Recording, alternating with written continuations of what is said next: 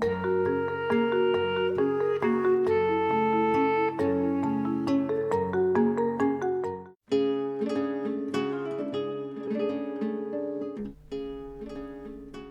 est berger. Alors qu'il conduit son troupeau dans la montagne, il voit un buisson en feu qui ne se consume pas. Du milieu de ce buisson, Dieu lui confie la mission de libérer son peuple, esclave de Pharaon en Égypte. Dieu envoie 10 fléaux pour convaincre Pharaon de laisser partir les Hébreux. Mais bien vite, Pharaon change d'avis. Il se lance à leur poursuite avec son armée. Alors, le Seigneur fend en deux les eaux de la mer Rouge.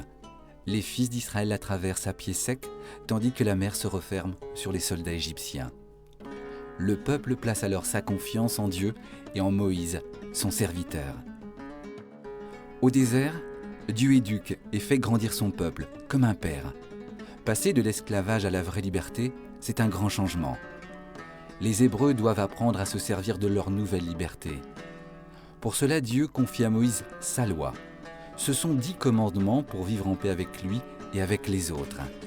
Je suis le Seigneur ton Dieu, qui t'ai fait sortir du pays d'Égypte et de la maison d'esclavage. Tu n'auras pas d'autre Dieu que moi. Dieu s'engage à aimer fidèlement son peuple et lui demande de s'engager en retour, en obéissant à sa loi. Cet engagement réciproque s'appelle l'Alliance. Un jour, alors que Moïse est sur la montagne, le peuple se fabrique un autre Dieu, un veau d'or. Il l'adore et oublie le Dieu vivant. Moïse demande à Dieu de pardonner et de maintenir son amour pour son peuple. Israël arrivera en terre promise. Dans l'Évangile, Jésus vient accomplir pleinement la loi de Dieu. Par tous ses gestes et toutes ses paroles, il se fait serviteur et dévoile le sens profond des commandements. C'est la loi nouvelle. Elle se résume à l'amour de Dieu et de l'autre.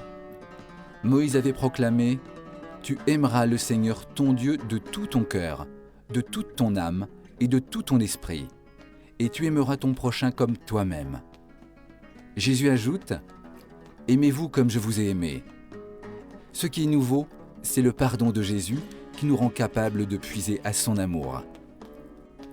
À une femme pécheresse qui couvre ses pieds de parfum et regrette ses péchés, il dit « Ta foi t'a sauvé. » À Jéricho, il rencontre Zachée, un collecteur d'impôts malhonnête. Avec Jésus, Zachée comprend qu'il vaut plus que son péché et cela lui donne envie de changer son cœur. Jésus guérit aussi et il redonne vie à son ami Lazare. Par toute sa vie, sa mort et sa résurrection, il délivre l'homme du mal qui l'enchaîne et de tout ce qui le rend malheureux. Avec Jésus, la loi de Dieu s'inscrit désormais dans les cœurs par l'Esprit Saint.